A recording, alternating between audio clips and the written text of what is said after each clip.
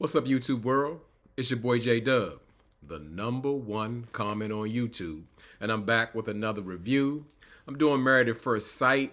This is season 14, episode 9, and this segment is the Noy and Steve segment. So before I get started, for those who are new to my channel, with Married at First Sight, I break down each individual couple, spend time on them, and just go over different details. I don't do every single scene, just things that stick out to me. And I look for you to get down in those comments, some things I may have missed you want to talk about, your opinion. We get to debating, having fun, and even teachable moments. So let's go ahead and get right into the review. So it starts out with Noy setting up a little scavenger hunt for Steve. She set that scavenger hunt up in a park that Steve camped out in with his RAV4. Steve was at home with Sushi. Steve actually thought Noy walked out on him again, but he knew she'd come back because Sushi was still there. So, Steve's going around the park. He's finding little boxes with notes, with clues in them, letting him know, like, the path to get to Noy. And he's pretty much working and figuring it out. And Steve is saying, like, this is the kind of stuff that he wants. Steve wants, like, adventure. Steve is like Peter Pan. He always wants to play a game or hike a mountain or just do something fun instead of working. But before we go any further, I am a person of detail. And it's something I didn't notice. I've heard this before, but I never saw it for myself. But it stuck out to me.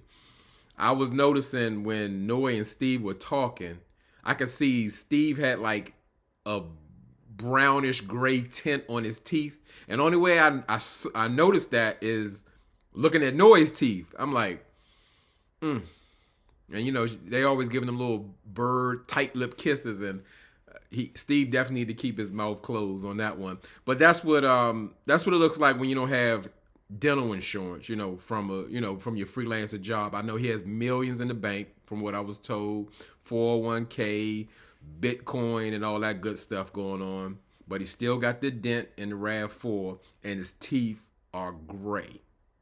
People with health insurance don't have gray teeth. Most of them don't. Some people are scared to go to dentists, but enough of that. So they back at the shared apartment after they did their little scavenger hunt. It was romantic, and it just seemed like they back on track. And they get the little package that the experts, I gotta call them so-called experts because they are failing at their job, and they get into their little activities and they have to start asking each other questions. So Steve asked Noy, like, has she ever been in love before? And Noy was like, maybe once. And she asked Steve, has he? And she was just saying, she's just curious. And when people say stuff like that, just curious, that means they want to use that information later to use it against you. They want to judge you, because that's exactly what she did. Steve said he'd been in love about 3 times or so. And then in Noy's confessional, she admitted, like, wow, like, this guy's been in love for 3 times and he still hasn't said it to me. And we know that's how Noy has earned her title as the hopeless romantic. Noy expects you to fall in love at first sight, not just married at first sight. And she wants to know, what's taking Steve so long? And I'm thinking, like, all they've been through in such this little time. She already abandoned the marriage for 24 hours. Steve has not even told her the financial plan when she's asking him directly and more than once, including her brother. And she's ready to love. She's already in love, but she wants Steve to be in love. She wants him to profess his love to her. But I kind of get it now. Like, Noy is locked into this fairy tale mindset. So that's all she really requires, to just profess your love to you, even though y'all have no basis or no foundation of any kind. So it's almost like Noy wants to almost force Steve to say it, like, hey, well, you've been in love all these times, so what makes me so different? You should be in love already, without even knowing, the details of his previous relationships. So they do a girls outing and they go to the day spa. The guys do it out, and they went to like a little archery place.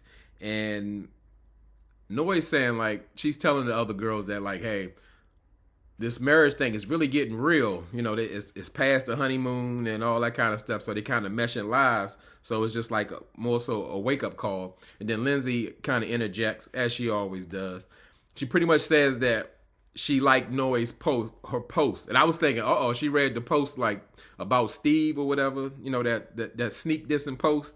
But no, it was a post that Noi put out there that when you marry someone, you're marrying their inner child and their belief systems. And I mean, it's absolutely truth to that, because you could just like really sit with a person, and when you start getting to the core of how they came up in their experiences, that's who they are. And it's hard to, not that you're supposed to chip away from that, but that's who you're going to get. They're really not changing that unless it changes over time.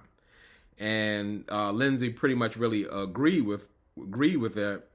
But while Noi was going over, like, I guess the details of being married just for the few weeks, she didn't put out there that she walked out on him, because, like I said, I thought that was going to come up, because I'm sure they all follow each other on you know, Instagram or what have you.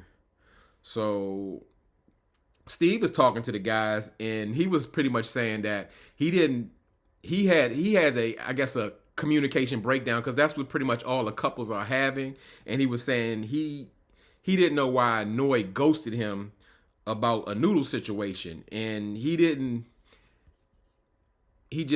felt like he was so hurt by it. That was the only way to reach Noi, by showing how vulnerable he was. And Noi, talking to the ladies, she agreed as well, because she didn't understand like how her actions affected Steve. But Steve didn't really get into details of like, well, I don't know if Steve really knows, because Noi has not told Steve like, hey, I walked out not because of the noodles. I walked out because you don't want to give me a financial plan, but you want to have your children and have money for you and get money when you need it. So, like I said, I'm kind of going to leave that possibly on Noi, because Noi hasn't fully communicated what's truly bothering her, because it sure wasn't about the noodles. The noodles wasn't like such a big thing. That could have been talked out or worked out instead of her just walking out. You know, because I'm not a fan of how Steve is moving, but like the way Noi is acting, you know, it's just unwarranted. Her directly communicating with Steve would get them to have a better understanding. Do I believe Steve will reassure her or explain what she needs to be explaining? Because again, that is his job as her husband. No, but Noi leaves a lot of like a space for confusion, because what I see in Noi is that once she revealed, like in the meeting with Pastor Cal, like, hey, I'm triggered.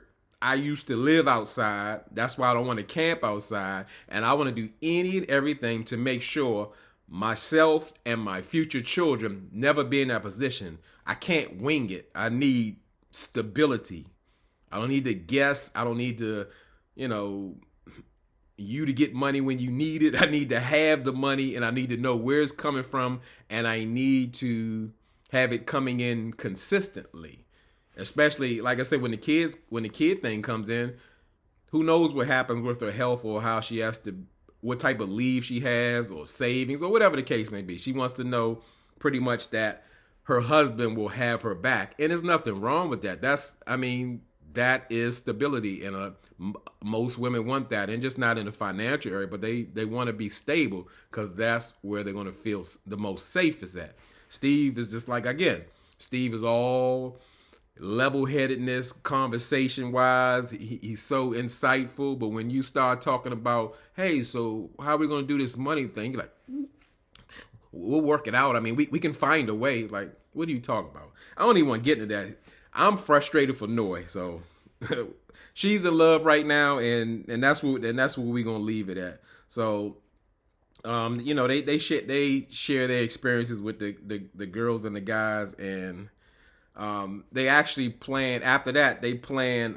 Steve plans a little picnic on the beach, and it's their Noi thinks it's their 1 month anniversary. Steve lets her know it's only been 3 weeks. Slow down, Noi. But they were just going over their favorite memories of their 3 week marriage so far, from I guess the wedding, the honeymoon, and after the honeymoon. And Steve, you can tell Steve like has something to say. He looks a little nervous or choked up. But Noi, she knows where he's getting it at. And what Steve does, he finally professes his love to Noi. And that's all Noi's she's been waiting for. And I guess, again, she's being true to her title. She's the hopeless romantic, But as I saw it, Steve, he wasn't fooling me. Steve knows what makes Noi tick. He knows what moves her. In this short time, he's figured out she's not hard to figure out. She's that hopeless romantic who is all about the love. And that's the thing. When people say, like, it absolutely takes, well, especially in marriage, it takes more than just love, because there are different components in marriage as well. And they're never going to be able to get away with that financial stability situation. And people saying, well, yeah, a financial episode is coming up. I didn't know they had a financial episode, and I've been watching for a while, but we know this isn't going to be the end of it. Why? Because they put Steve and Noi together to create the perfect storm, so we can get all this drama and trigger Noi and show how elusive and stubborn Steve really is, even though he's hiding these millions that people are talking about. So that's what I'm waiting for. That is the episode I want to get to. We can't get there fast enough, because it's not like I would say it's not that toxic kind of drama. It's like it's a drama where somebody's kind of trying to hide something, but they are kind of playing on Noi's triggers. But we need Noi to stand up in what she is. And like I said, maybe it's a cultural thing, maybe it's an individual personality, but if this thing could be solved real simple, whether they're going to be together or not. But that's what I can't wait for. So pretty much that was it for the Noi and Steve segment. It wasn't really much there, and they're really getting along now, and they're now in love together. So we're going to see how long that lasts, because I think Steve did that he professed his love for Noi to distract her. So again, that was it. We got one more segment to go. Who's next is going to be Mark and Lindsay. As I say, I appreciate y'all rocking with me. Y'all know y'all know what I need. I don't need those likes. I don't need those subscriptions. I need them comments. And y'all have not disappointed. So stay rocking with me. And as I always tell y'all, if y'all could be anywhere in this YouTube world, but you're here with me, I really appreciate it, and I really mean it.